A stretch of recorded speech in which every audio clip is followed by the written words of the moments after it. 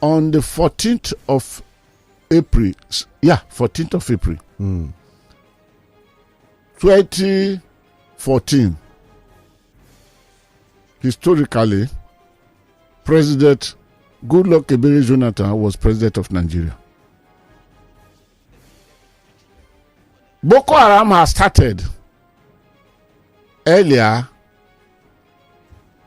in 20 what now? Is it 2009? Is it 2009 or 2010? Boko Haram was a gathering of a politician who was the governor of that state, of Borno State then. I won't mention him. All of you should know the names of those people that need to be mentioned. Nobody will mention it here. You mention it for yourself. He organized and brought Yusuf. Is it Abubakar Yusuf? And this is how Boko Haram started. Now, 2002, yes. 2002. God bless you. And the 2002, before then, Zamfara State had introduced Sharia. Olusegun Obasanjo, who was their president, just named it is a religious Sharia. It will burn off. But when Boko Haram came, it became sordid. Boko Haram said that Western education is haram. Meaning of haram, all of us know it. But on that day, in the morning of that day, 14th day of the month of April 2014, Yahya was bombed. Yahya was bombed. Because the Boko Haram, through their spokesman then, Shekau Abaka, had earlier announced that there was no way Goodluck Jonathan could be president of Nigeria because Goodluck Jonathan is nothing but an infidel. Which was almost what this man from this sheikh from Bauchi said, that the wife of President Bola Tinubu, Remi, was an infidel. Though he was changing the language now that he was quoted that from. They said, so there is no way Nigeria must allow, and of course it means that Nigeria was owned only by segment. These are things I really don't like to touch. But then, that early morning, Yahya was bombed. A very terrible bombing exercise. Then in the night, Boko Haram now invaded Chibok and moved, how many? 276. 276, or such a good number of people. But things preceded that movement and that abduction. We just need to mention them. There is a military checkpoint very close to the school that have been there since Boko Haram started terrorizing that state. Okay. Because Boko Haram started from Borno, and at the point the caliphate that they established was also in Borno there. The checkpoint was now moved further from the place. How many?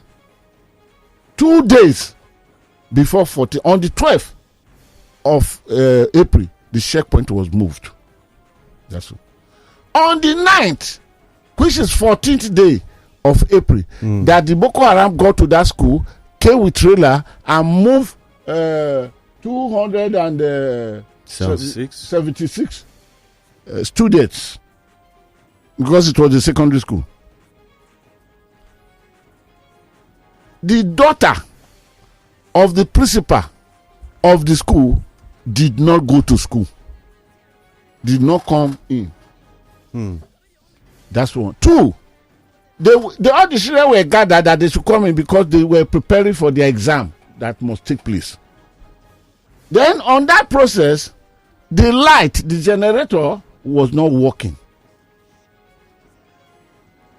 And within the school authority, they wrote a memo that the exam cannot take place now because there are one or two things that are not all right. The memo was not respected. Then later, after moving the girls or abducting the girls, the principal gradually rose. She became a commissioner in the state later. Now, we have told ourselves the number of people taken away. 276 girls were taken away. Now, as we are talking now, between 2016 and 2023, 21 Chibok girls escaped captivity or were rescued by military. They returned back home with 34 children. But as we are talking now, we may not be able to get the figure exactly, the remaining of the girls that have not been rescued. One of the latest figures says 91. One is talking of 84. One is talking of 87. But then, meaning between 84 and 91 are the ones that remain unrescued. That's two.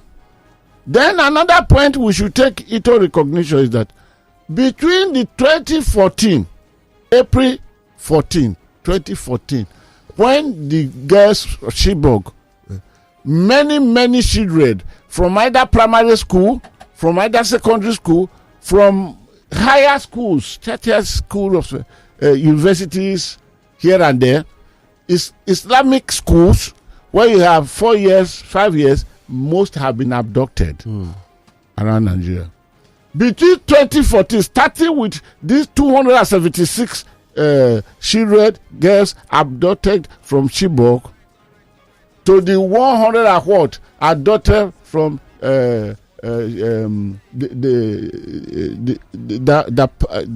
Dapchi. All of those were returned except Leah Shaibu. But the total number of children abducted is now 1,900.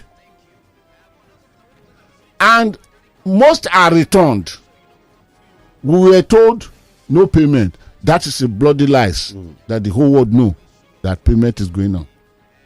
Now, the Dapchi girls, they were flown out of Nigeria in a plane because some of the guys narrated how from the plane they were looking through the window and they saw a very big sea they were flown through. Meaning, on returning, they flew them back. Who owned that plane? Who paid for it? They were paid money. And they even announced that we are returning the girls to Dashi on so date. And the hope, and every big man, Dashi, all the local government, every top man, even police, all of them lined the road to welcome their children back. And the Boko Haram people that brought them, they could not arrest the vehicle, arrest anybody. Now, since then, 2014 till today, please listen to this. Time is going. Till today, it is only one kidnapper that has taken his place properly with law, and that is Evans, this young man from Anambra State. But all the remaining one, Wadume, who was on the process of kidnapping people, selling arms and ammunition, terrorized the whole country, mostly the northern part of the country. No, before even it became public that his success, his exploit in killing people, in kidnapping people, in selling arms and ammunition was as a backup given to him from the military, the army. I don't know. It is not my side to defend this matter.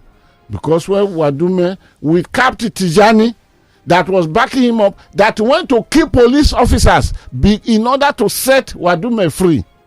When he was to have a date in court, the army institution or the military institution refused to release him. What has happened of Tijani captured then? Is he now a major? Did he go for the training that he was sent to go?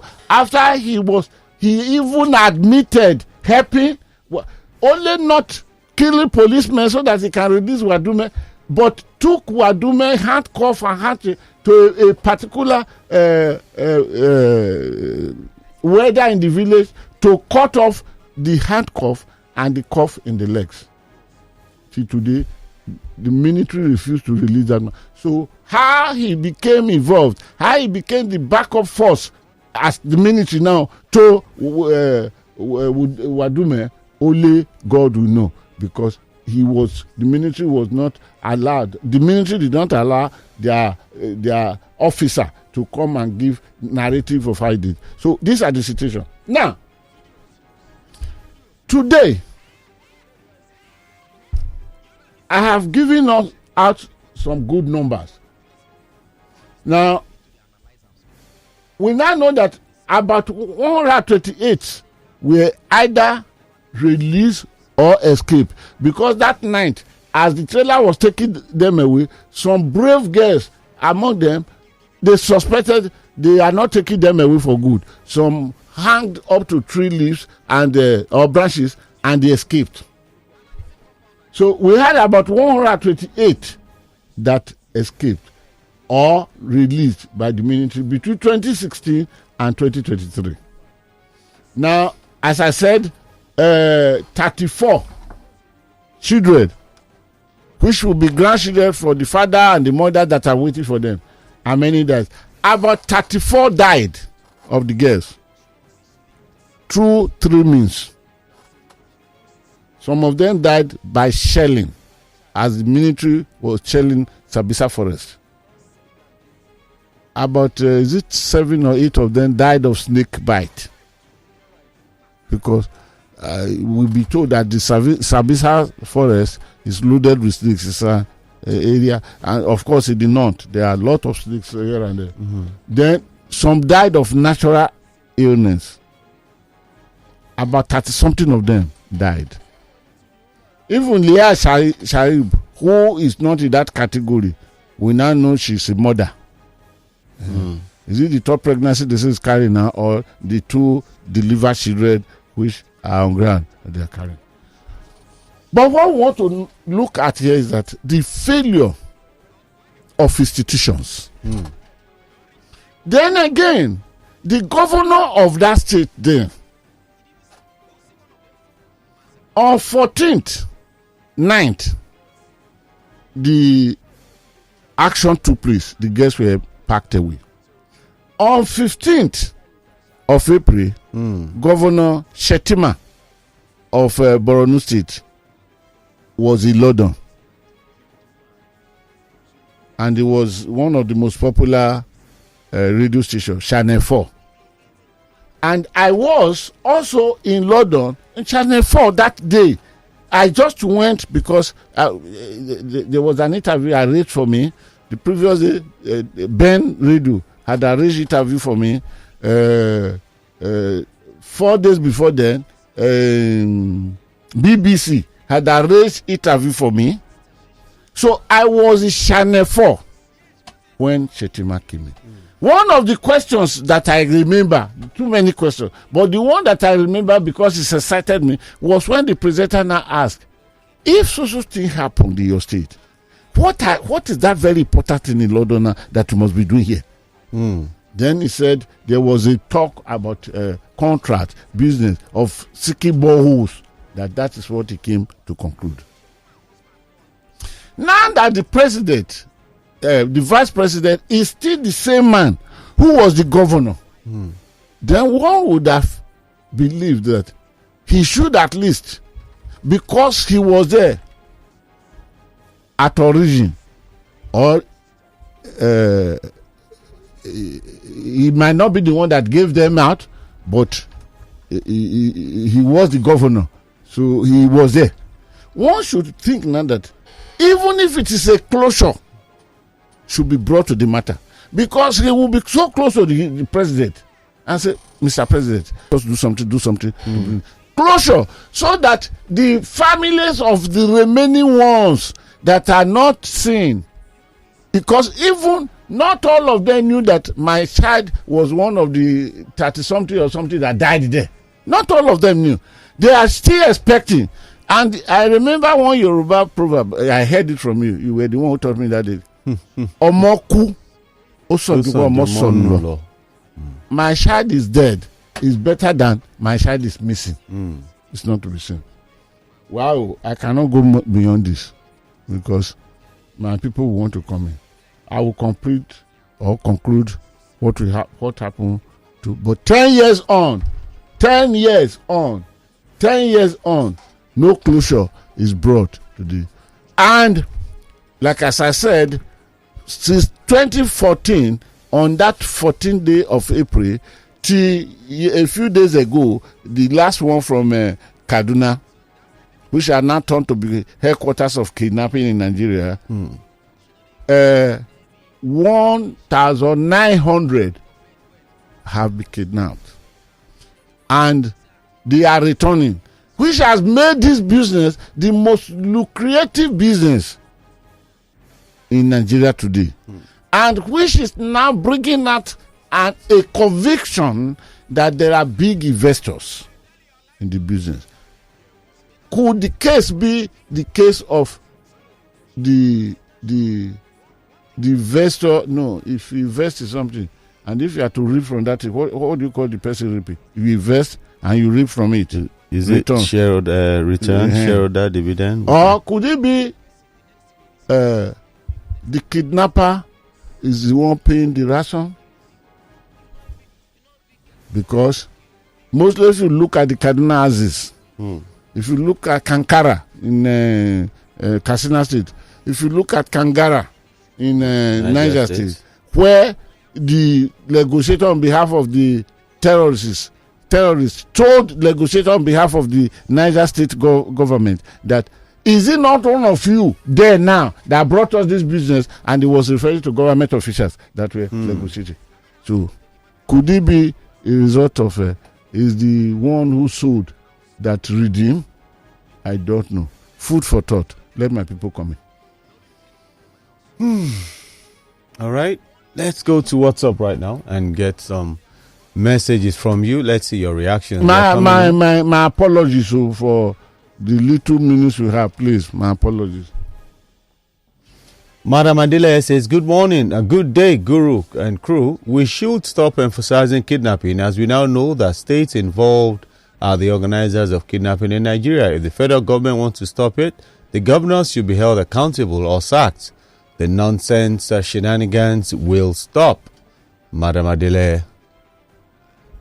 And he said, good morning, Mr. KD and the Guru. If what has happened in Nigeria by political elites in the north had been done by counterparts from other regions, they should by now ban the contesting in political offices in Nigeria. Olakade, please ask the Guru, how do they manage to always sow ashwebi to all the returning kidnapped school children? Did they tailor measure them in the bush? Who paid for the material? I'll say, good morning, sir. I can smell rats with this new national ID. First is for 2027 election. You don't have it. You don't vote, just as in Lagos, where some people don't have PVC, a deliberate act. Selected people by ruling party.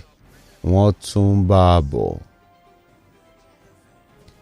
Good morning, Teke and Oga Guru. My name is Kunle Major from Festac Town, and I attended University of Maiduguri. And I must tell you that Boko Haram started and came in force in the year 2009 by Mohammed Yusuf and not Abubakar. Yeah, Mohammed Yusuf. Yeah, as you said, please. Okay. Thank you very much for the correction. I am Achogba Solomon from Ikeja. This morning, the issue of proposed new national ID card, aside being another way to siphon money and perpetrate and preparation for 2027, it is quite unnecessary. They are all out again to put the hungry Nigerians through cruel pain. Remember NIN, BVN and the rest. Nigerians leaders are cruel. Hello, Luakari and Agaguru. Do you know that the so-called NIN cards have always been there from the origin? If you go to NIMC for your card, that is what they'll give to you. Yes, that's true. But you would not see your NIN on it, really. So they now want to introduce what has already been done and paid for to allocate fresh money to it. Okay, from Surulere. Oluwakari and the Guru, good morning. I'm very grateful and God bless you. 91.3 will keep soaring higher in Jesus' name. Amen. All right. And, okay. James, thank you. But the birthday is not mine, actually. It's another Oluwakari, a more senior Oluwakari. But thank you, though. Now, to the issue of Chibok girls still being in captivity was the making of some people whose only intentions were to sabotage Goodluck Jonathan government in order to grab power. They really had their aim achieved because they toppled Jonathan's government. Human lives don't really matter to them, but their aspirations. James from Agbado Junction. And the last one, I think the 10th year remembrance will be okay, all right? Olakomi, thank you so much. As you say, good morning, Oluwakade and the Guru. Let's see if we can take about some voice notes. Yes. Just maybe one because you are going to stick to the phone. Yes. Good morning, Mr. Oluwakade. Baba Guru, I hear you. My father happened to be one of the staff who work in the Midwest line. But that is not the issue today. Baba Guru, you have been traveling out of this country. Is there any country that you will see bandit A, Abina band A, or bandit B, Abina band B, in distribution of power in other country you have been to outside Nigeria? Is this not shameful and disgraceful that we will come out as leaders of Nigeria or whatever they are to say we have band A, band B, it's those who get life for 18 hours and those who get life for 6 hours?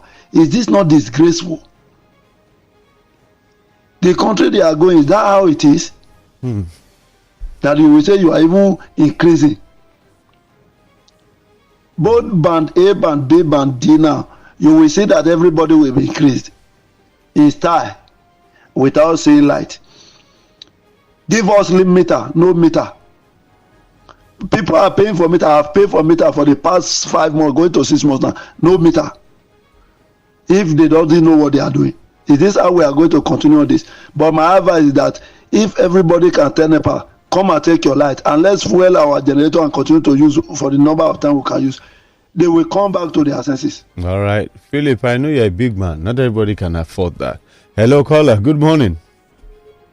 All right. Sorry for keeping you waiting. 08092345913. 08092345913. Let's have your call. Hello, caller. Good morning. Peter Almonte. Good morning, sir. Your people have come again. Your voice is not very clear. I'm with you now. I'm hearing you very loud and clear. But Nigeria cannot hear you well. Try and call us back, Peter. Thank you for your call. Hello, caller. Good morning. Hello, good morning, Oluwakayode. Morning to you, Akpan Udofia. Present, sir. The Guru, good morning, sir. I salute you. The Guru, you can see the way government wants to keep wasting money. The thing they're supposed to do with money, they don't want to do it. What do we need ID card for again? What do we need ID card for? Obasanjo came with his own, it was cancelled. Jonah came with one, they never had way. Buhari came with another one, now Tinubu again. Anyway, I understand Tinubu.